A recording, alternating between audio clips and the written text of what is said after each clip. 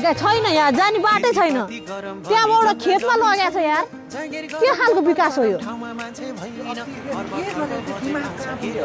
खोलामाथि पुल, गाडी हिँड्न परेको छ खोलाबाट।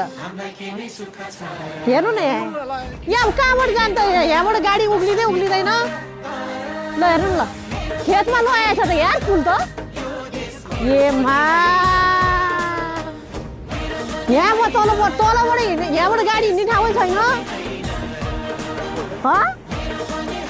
त्यही त, के खालको विकास हो त यो? ल दिमाग चाहिँ कहाँ हुन्छ हो?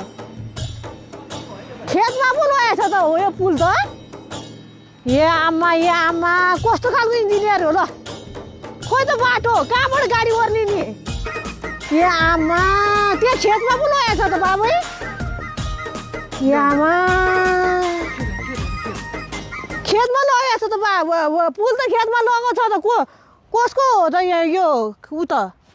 हेर्नु त यहाँ, अब यहाँबाट ल त, ल हेर्नु त, ल यहाँबाट हिँड्नु पर्ने। हेर्नु त बाटोबाट यो पुल किन बनाएको के?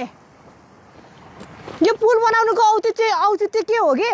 गाडी हिँड्न नपाउने भएदेखि गाडी चाहिँ खोलाबाट हिँड्नु पर्ने है।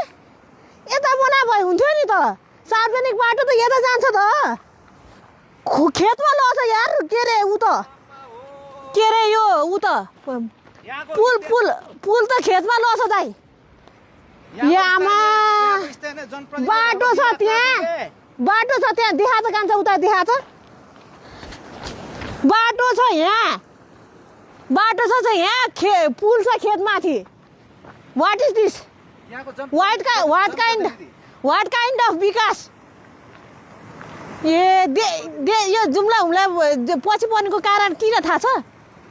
यहाँको मान्छेको जो छ नि जनप्रतिनिधिहरूको सोच हेर्नु न, सोच। त्यो वडा अध्यक्ष र गाउँपालिकाको दिमाग के होला त? ल हेर्नु त, इन्जिनियरको दिमाग के होला त? ल हेर्नु त। अब हाम्रो गाडी त्यहाँबाट खोलाबाट कसरी ल्याउने? अब खोलाबाट ल्याउनु पर्छ। म त माथिबाट जाने पो होला भने पनि सोचिराखेको त। ल खेतमा लग्छ यार,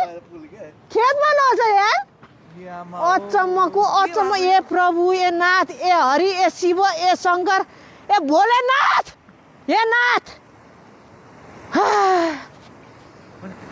लगे चाहिँ कहाँ यहाँको